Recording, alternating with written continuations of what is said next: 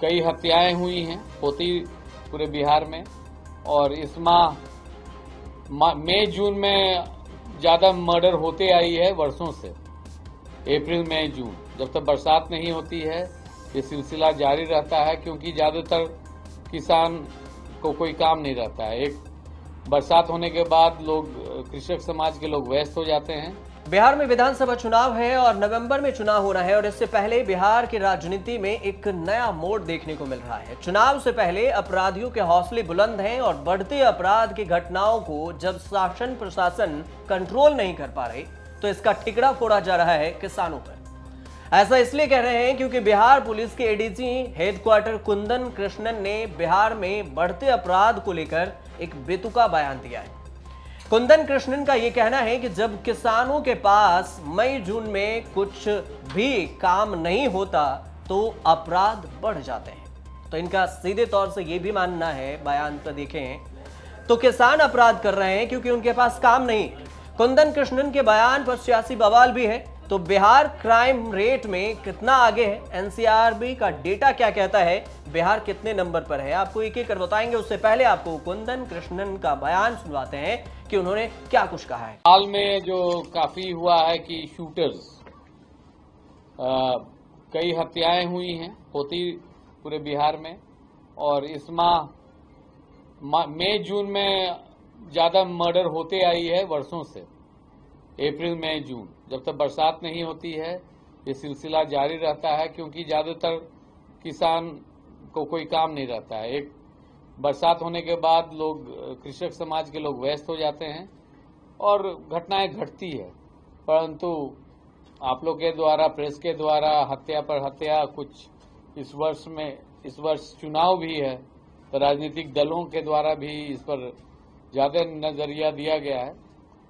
तो उसको लेके भी हम लोग चिंतित थे कि हाँ, नवयुवक ज्यादा पैसा के लिए सुपारी किलिंग शुरू कर दिए हैं। तो एक नया सेल इसी माह हम लोग गठन किए हैं।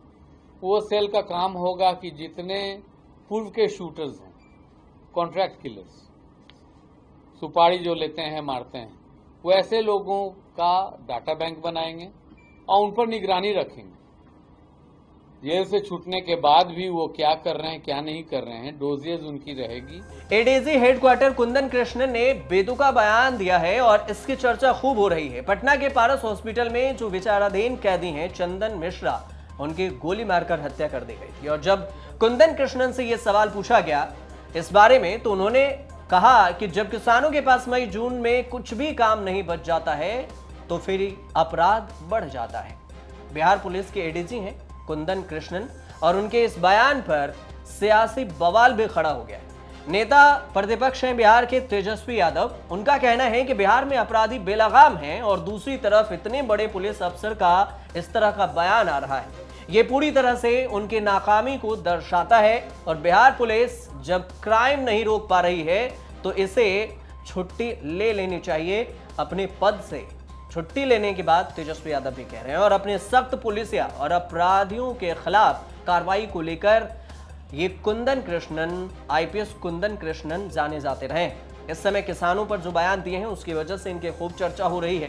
आपको इसमें यह भी बताते हैं कि कुंदन कृष्णन आखिर कौन है और ऐसे बयान देने से पहले ये चर्चा में कब आए थे, ये सब कुछ एक एक कर समझते हैं। और ये भी आपको अंत में ये भी बताएंगे कि क्राइम रेट के मामले में बिहार कितने नंबर पर है। ऐसा बयान जो है पुलिस को, मनोबल को गिराने वाला बयान है। लॉ एंड ऑर्डर का क्रिमिनल डिसऑर्डर हो चुका है। अब ये बात एडीजी खुद ही कह रहे हैं। अगर ये कौन सा बहाना है भाई कि मॉनसून में, बारिश में अपराध बढ़ जाता? ये तो पहली बार हम लोग सुन रहे हैं।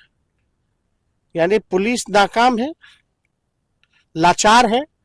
ये बयान तो ये दिखाता है क्योंकि मुख्यमंत्री का इकबाल खत्म हो गया, गृह मंत्रालय उनके पास है, दोनों डिप्टी सीएम बेकार हैं। अभी हम और ये बैठे हुए हैं, हम इनको मार देंगे, ये हमको मार देंगे, ये क्राइम है।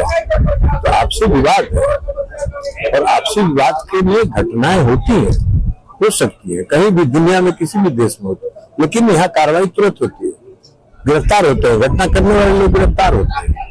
बिहार में क्राइम की बात करें तो अभी आए दिन जुलाई महीने में ही पटना में हाल ही में एक जाने माने बिजनेसमैन हैं गोपाल खेमका और उनका भी गोली मारकर हत्या कर दी गई थी। और बिहार पुलिस के एडीजी हेडक्वार्टर कुंदन कृष्णन के बयान अहम इसलिए भी है क्योंकि उनके नेतृत्व में एसटीएफ और पटना पुलिस ने 72 घंटे में मुख्य शूटर उमेश को गिरफ्तार किया था। इसके बाद आईपीएस कुंदन कृष्णन के खूब वाहवाही भी हुई थी, लेकिन अब वही किसानों को लेकर जो बयान दे रहे हैं उसकी चर्चा भी खूब हो रही है।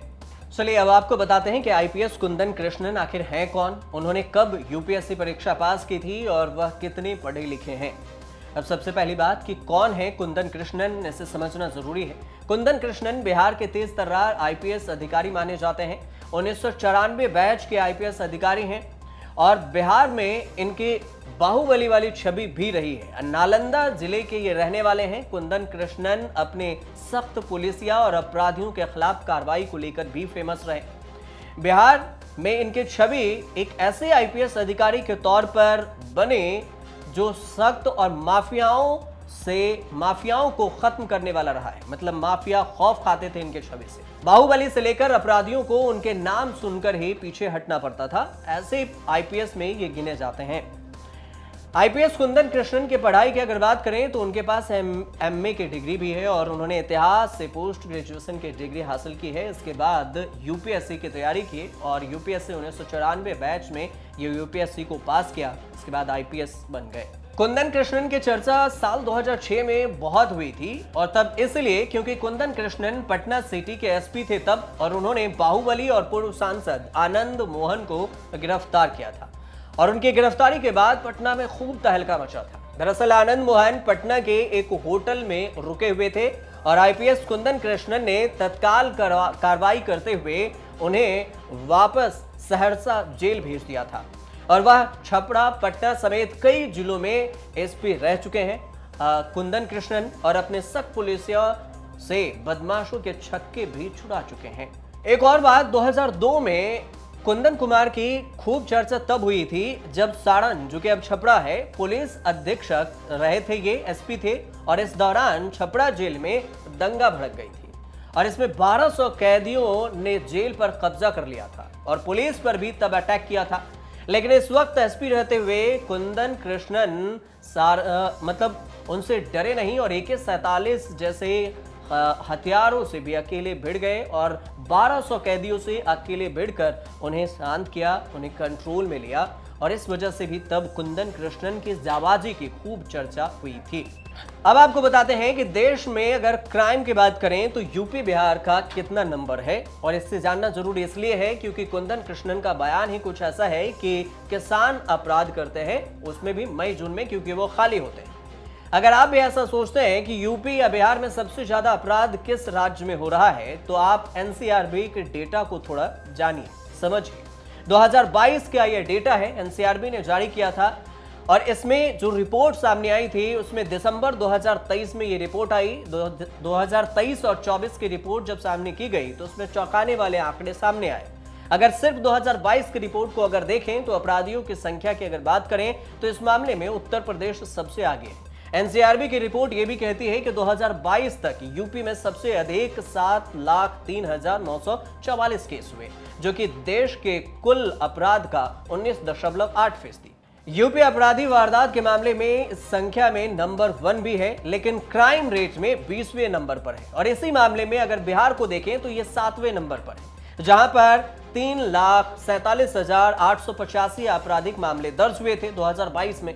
क्राइम रेट 226.9% अगर देखा जाए तो ये रहा था बिहार का, ये दूसरे नंबर पर था और इसमें 2930 हत्याएं हुई थी। और कुल रेट को अगर देखें तो इसमें यूपी बिहार से बेटर है। 100 अगर देखें तो 1 लाख से ज्यादा क्राइम रेट हर साल इसमें दर्ज किए गए हैं। तो इस हिसाब से भी देखा जाए तो एनसीआरबी के डेटा को भी अगर गौर करेंगे तो बिहार में अपराधियों के हौसले बुलंद हैं।